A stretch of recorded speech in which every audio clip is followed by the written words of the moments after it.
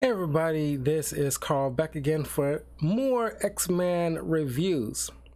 I just wrapped up my review of a Wolverine comic, the first Wolverine limited series, written by Chris Claremont. So you can check that out on my YouTube channel. That's youtube.com/talkativecarl. You can follow me in the links in the description below, as well as follow me on my Twitch channel, twitch.tv/talkativecarl, where I stream live video games live. Currently I'm going through Jedi Survivor, so check that out.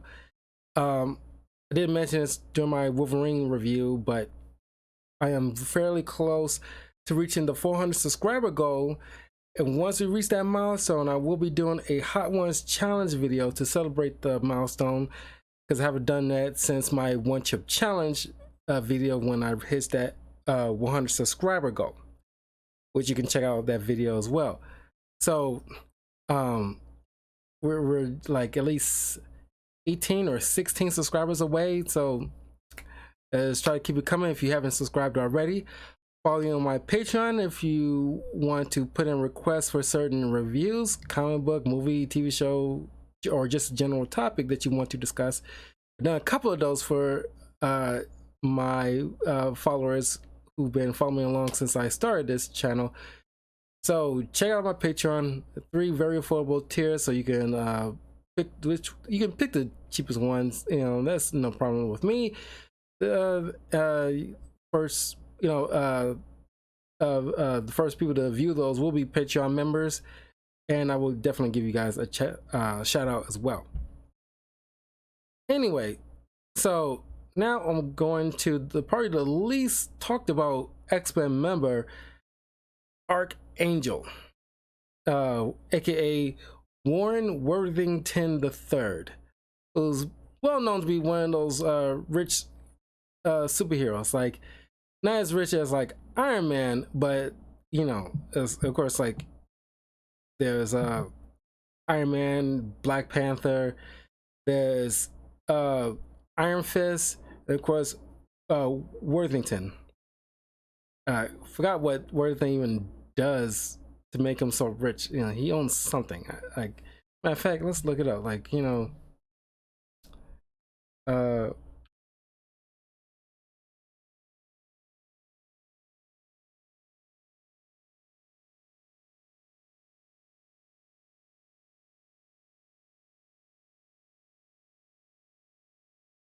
okay.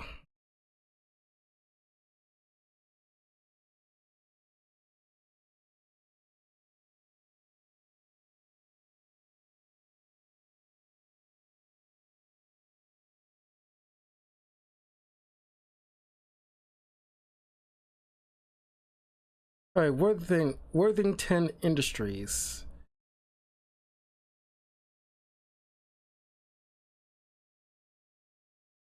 Avian technology. I could have guessed that. Experimental alternate fuels and fancy frozen yogurts. Uh, so yeah.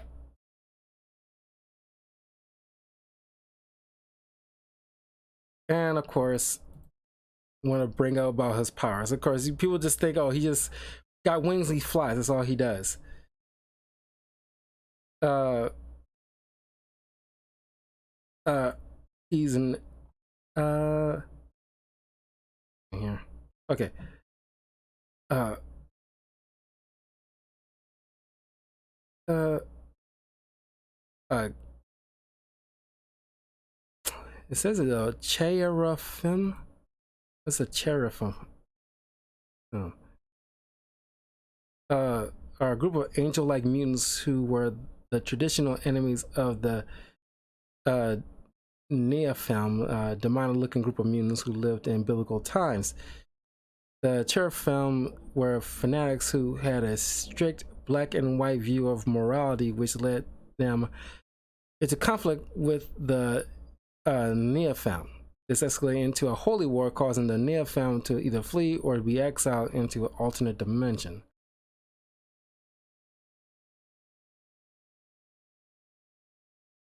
So just like people with actual like flying attributes that resulted in people assuming assuming them to be actual angels of biblical times. Uh, anyway, of course, he's obviously able to uh, fly. He also has he gained a healing factor. Um,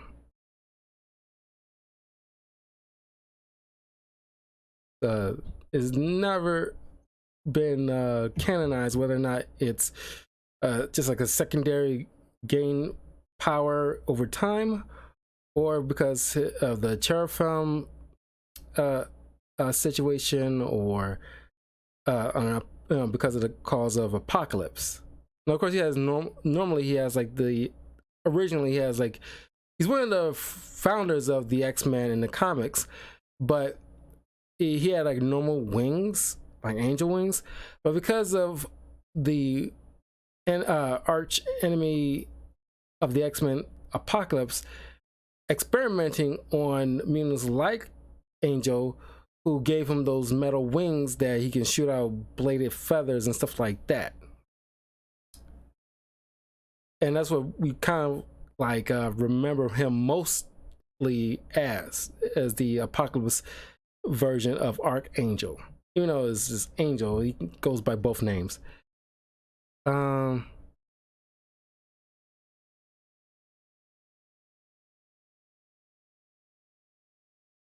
um,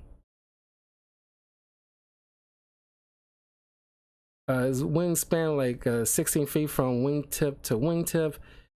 Uh,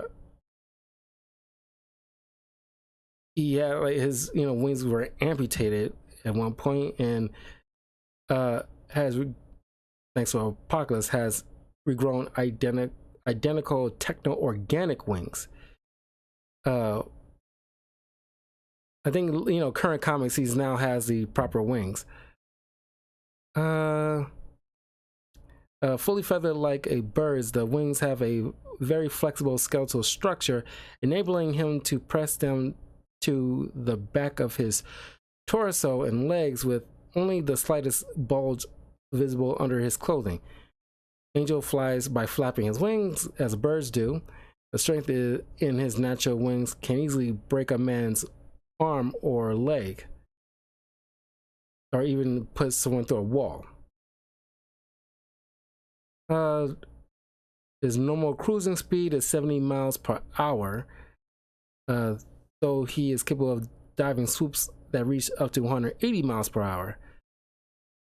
He can fly at 150 miles per hour without the help of a tailwind for up to an hour at a time before tiring and tiring. Though he generally flies beneath the weight of the clouds, he can reach a height of 10,000 feet with little effort. With severe strain, he can attain the highest record altitude of a bird in flight, the African geese, at 29,000 feet. Really can remain at that altitude for several minutes. Aerial adaptation. Angel's entire anatomy is naturally adapted to flying. His bones are hollow. His body processes food more efficiently than a normal human body and does not store any excess fat. And he possesses a greater proportion of muscle mass than normal. As a result, his strength, speed, agility, flexibility, endurance, reflexes, coordination, balance, eyesight, and hearing are at their peak. Elements of his anatomy are comparable to those of birds, especially birds of prey. His eyes can withstand high-speed winds, which would damage the average human eye. He can breathe at high velocities or altitudes, and he can cope with the reduced temperatures at high altitudes for prolonged periods of time, giving him greater than normal capacity to endure low temperatures in areas such as the Arctic.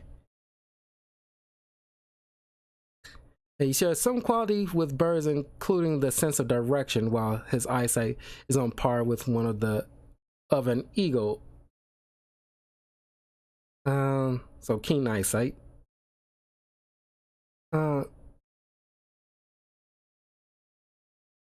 He can lift about 500 pounds. His his musculature produces less fatigue toxins during physical activity than the of an ordinary human. Uh, has some, some durability.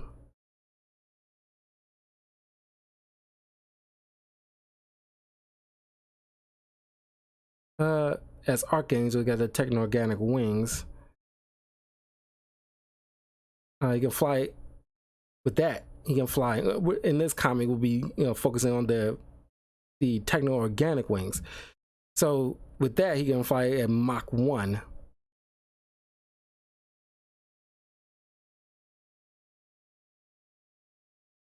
But at peak, he can go up to like Mach 4.2.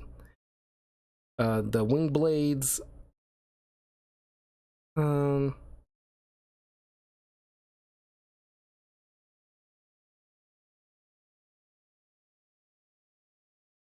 Yeah, get strong enough to tear through tempered steel.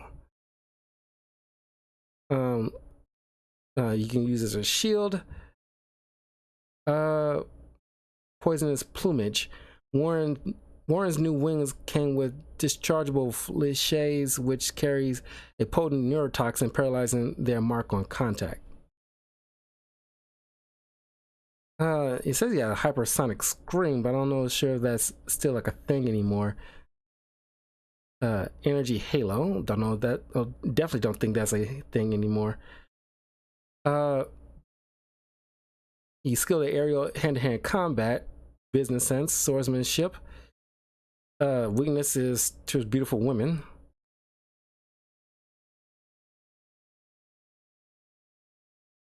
But that's pretty much like, I just want to make sure that I get like down, like in case you're not familiar with how Angel's powers specifically work, I just laid them all out for you, so you get like a better understanding of like how it works. But anyway, this is like a black and white comic, which I did not even know, but it's very rare that I read black and white comics unless they're specifically tailored to be, black and white, like Batman black and white, or Deadpool black and red, that kind of gimmick. But this story is like set sometime after a situation where, like, Warren and Psylocke are having dinner together, and she's trying to get him to open up about a situation that he's keeping inside himself, where some kind of tragedy involving Sabretooth, which it hints that he was the cause of amputating his natural wings. Now, of course, you're not familiar with, like, Angel's origin story. He, one of those few mutants that were self-hating, that he, did not like being a mutant. He doesn't want to be treated differently and everything like that. Of course, after he got the techno-organic wings, after that point and recovering from the apocalypse mind control, he gone to appreciate what he had, and now at this point he wished he's during that period he wished he still had his original wings, and he's coping with dealing with the techno-organic variant he has now, or at least in this point in time. So Psylocke's trying to get him to open up. Of course, he it's like, I don't want to talk about it kind of situation. And so he then just rips off his clothes, or not, he got his costume underneath. He rips off his clothes and just starts flying out I guess he was at a rooftop restaurant. He flies away and just tells Psylocke, like, you tell the waiter to leave a bill. I guess like he'll pick up the tab later, because he's rich, So as he's flying through the air, he gets bombarded by these birds for some reason, and then he gets captured by this stranger in this kind of road warrior kind of outfit with a mask on. And he's in the net. He doesn't know what the heck is going on. And this stranger knocks Warren out. And he wakes up bound in this hideout. And of course, his wings kind of ripped up in this kind of in a blast that took him down, because he was like bombarded by the wings, by the birds, and is got attacked by this blast. And of course, later on, like Psylocke trying to get a hold of him, but for some reason, her telepathy is getting like blocked. So she eventually goes to Jean Grey for some assistance. All the while, Psylocke, Warren is getting like, he's starting to see things where a flock of these birds are merging to form, looks like some kind of humanoid monstrosity. And he doesn't believe what he's seeing. And right now he's just all chained up and everything like that. And his captor turns out to be a woman, because of course it is, because Warren has like a weakness against towards women, beautiful women. And of course he's getting like a bit of a fever and cold sweats, and he's going in and out of consciousness, but he's fully aware that his captor turns out to be a woman who is nursing him and like on these oils and stuff, and rubbing down his wings. And he eventually questions her, like, because she doesn't want to diverge too much, because she's afraid of something, but she's not saying. And she's fearing the birds. And it's almost like that. Was it a Hitchcock movie? It's almost like that, because like the opening of this comic is a bunch of birds flying towards this airplane and bombarding it, causing it like a crash. We later find out why that is. While Jean and Psylocke are trying to come up with some clues, because their telepathy is preventing them from locking in on Worthington. And I bring this panel up because it's kind of funny, because May 1st was just yesterday in a time from this recording, and it says May 1st on a Tuesday. And it's not today is Tuesday. I thought it was kind of funny that May 1st was just yesterday as I was reading this comic. And it's right around this time when this captor reveals her name is Tuesday. Her parents named her Tuesday, which is kind of like weird to name your kid after a day. And I'm pretty sure she's like, I heard all the jokes, okay? Guess what day that I was born in. But Warren wants some answers from her, and she doesn't give much. And he tells her, like, I know you've been taking care of my wings when I'm sleeping. So like, could you not, a real enemy? She's been like feeding him and taking on to get some air every once in a while, because even though he just can't fly away, she still got him chained up. And he tried to pick a lock using like a fork, but she busted him on that. And it's later revealed that she, why she has this like security up to fight off these birds that's constantly attacking their location. It's never explained why she got him like chained up. Like what is like is he like, because that's the one of the biggest grievance I have about this, because there's not many story centered around with Archangel. There's one that I could have chosen, but it was like a team up with Psylocke. I went to primarily focus on the solo stuff with these people, with maybe some X-Men with cameos, but X-Men members with cameos possibly, but the primary focus is the ones that I want to focus on. And it's never explained as to why this woman particularly captured Worthington, and was the significance of having him and chained up. Like, is she thinking this he represents the guy, responsible with these birds? Maybe, but it's never specified. But she clearly is taking care of him, but she's still holding him hostage. She didn't letting him go. I can give some speculations once we get to the end of the story. But she reveals to him at the same time, while Jean and Psylocke, given this, because the little psychic vibes they're getting, even though it's being blocked somehow, the little images she get is like, it's Tuesday. What's significant of Tuesday? And as they're gathering, using the X-Men tech in their danger room,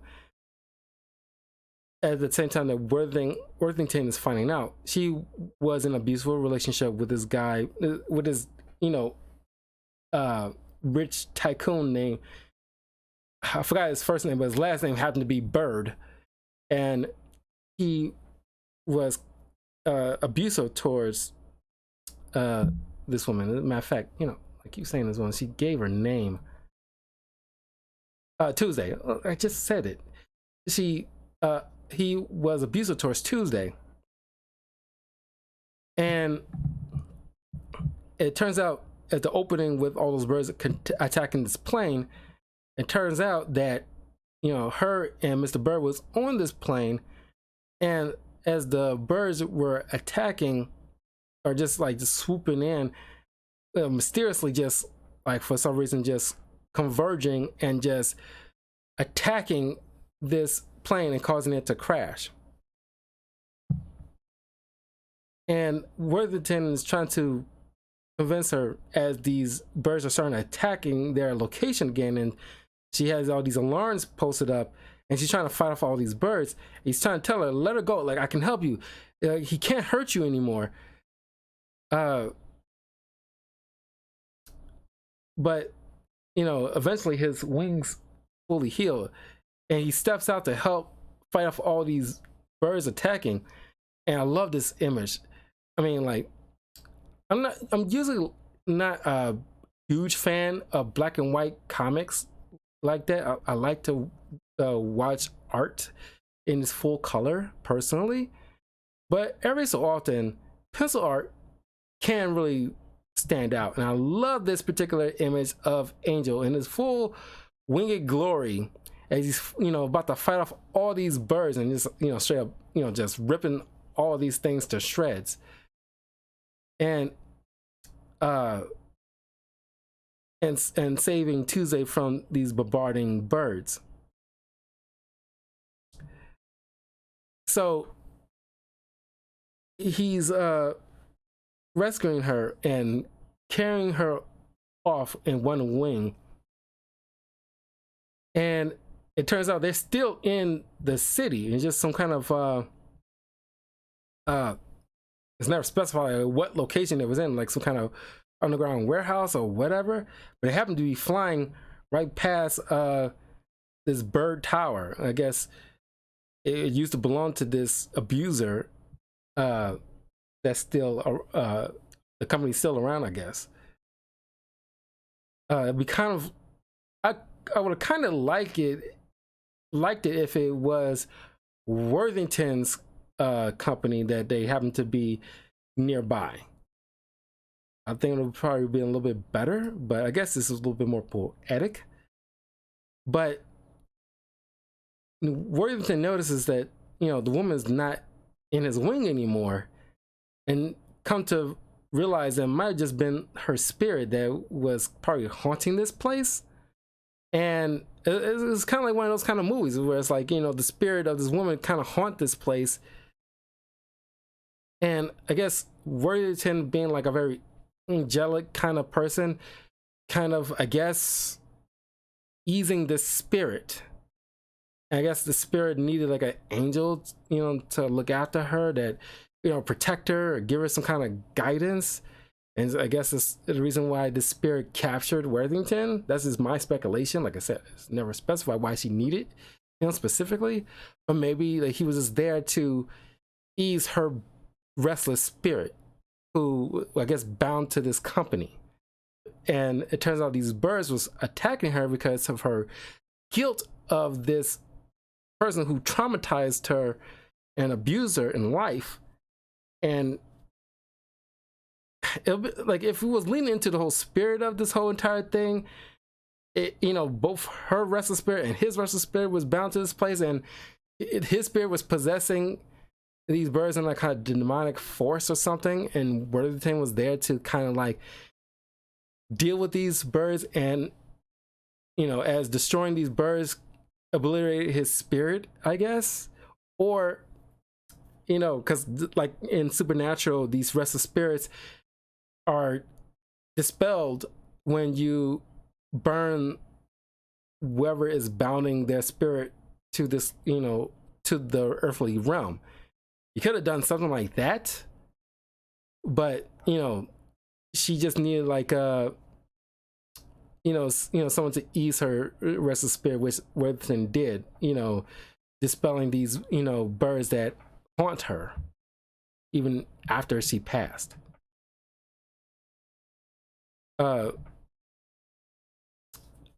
story ends with, you know, Psylocke and Worthington sitting near the X Mansion, and just, you know, him finally, I guess, learning from this experience, you know, I need to unburden myself with when I'm here and around, and I have people who are willing to listen and help. I need to unburden myself here and now, rather than holding all this in and, you know, tear me from the inside out. Which is kind of like something that, you know, a lot of people who are going through something, whether it's something severe as like somebody abusing them, or even just something as light as just like, I'm just having like one of those kind of days kind of moments. You have people around you that will be willing to listen to you if you are willing to like give them a chance to like just talk with somebody. It helps a lot. Don't keep that kind of stuff in, because, you know, with Tuesday, who did not have any kind of outlet, died with those kind of like, you know, unsolved kind of moments that could have helped her a lot if she had some kind of outlet in her life that could have helped her get out of that kind of relationship, and she could have had like a, you know, a different path in her life rather than having it end so tragically. And I guess it's kind of a lesson that, you know, Angel learned through this ordeal. I kind of like the message. I just, you know, there's certain plot holes, like, you know, why did she capture him? Was he, in her kind of mind, did she think he was some kind of mascot of her abuser that took a form of this type of, you know, winged individual? Because, you know, the guy's name, last name was Bird, and this is a bird-shaped man. You know, she take it upon herself to, like, you know, because he did make a comment like, you can control the birds, right? You make them stop. And it's like, and like, you know, that's not one of his abilities. He can't make birds attack. It'd be kind of cool that he had that kind of power, but and it's kind of funny to call him like a bird man. I was like, that's Michael Keaton. He's the bird man. I guess that would explain why she captured him. So you think like, oh, you know, he can probably control the birds and make them stop attacking me.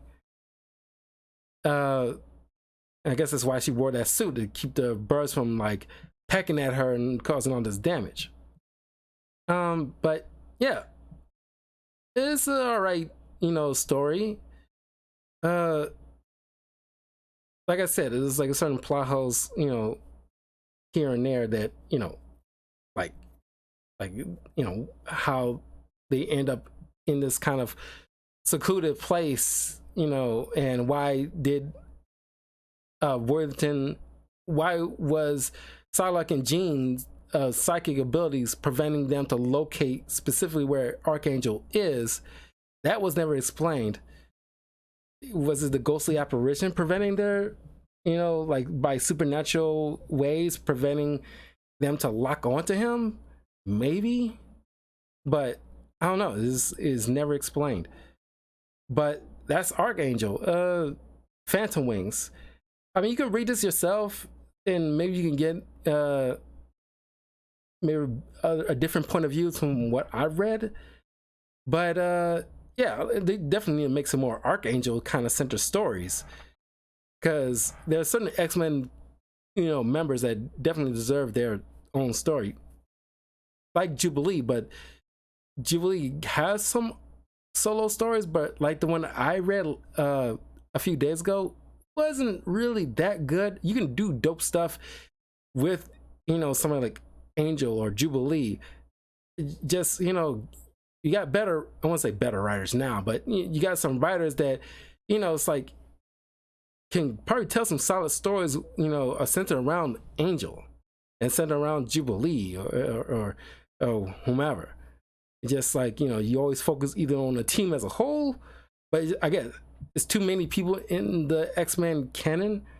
But it's like you focus too much on like Wolverine or Magneto, Professor X.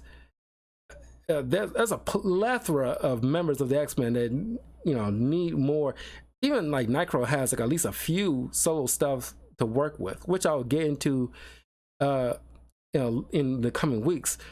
But yeah, Angel deserves some good solo stuff. His powers are pretty dope. It's not just he flies. He has, like, I've just read his power set, with and without the techno organic wings. He has some some pretty decent abilities, and he can withstand a lot of punishment. But anyway, I will see you I'll see you guys in a little bit later, in probably like 30 minutes or so, where I play some more Jedi Survivor. But next week the next comic book, X-Men related comic that I'll be covering is Gambit and Beast. That'll be the next two. And then of course I'll be covering the X-Men Last Stand. If not by the end of this week, well, this weekend, because I'll be busy, so I won't be streaming this weekend. But if not, possibly Friday, some point next week, I will be covering season 2 of X-Men 90s TV show. So look forward to those. I'm trying to get these things out, because the solo stuff, most of them are not going to be super long, so I can get them through them fairly quickly before I get to the X-Men team up stuff. But this Thursday, I'm still covering like some Mother's Day stuff, but it's only going to be just like a few things. So this Thursday I'll be covering the Jane Fonda, Jennifer Lopez movie Monster-in-Law for the Mother's Day month. And then the other two will be the original Mary Poppins movie, and then Mary Poppins Returns. Never saw Mary Poppins Returns. I don't think many people. I can't remember how people felt about that. I think it was fairly good. But I figured after I covered Saving Mr. Banks, kind of like a biopic about the creator of Mary Poppins meeting with Walt Disney, which you can find on my YouTube channel, and my thoughts on that film. I want to cover. I felt like I needed to cover like the Mary Poppins, because I never watched Mary Poppins Returns, and it's been such a long time since I saw the original Mary Poppins film because I haven't seen that since I was a kid. It'd be fun to revisit that. So anyway, leave a comment below. Let me know what you think of the X-Men member Angel. Are there any Angel fans out there? Leave a comment below, and I will see you guys in a little while for more Jedi Survivor. Take care.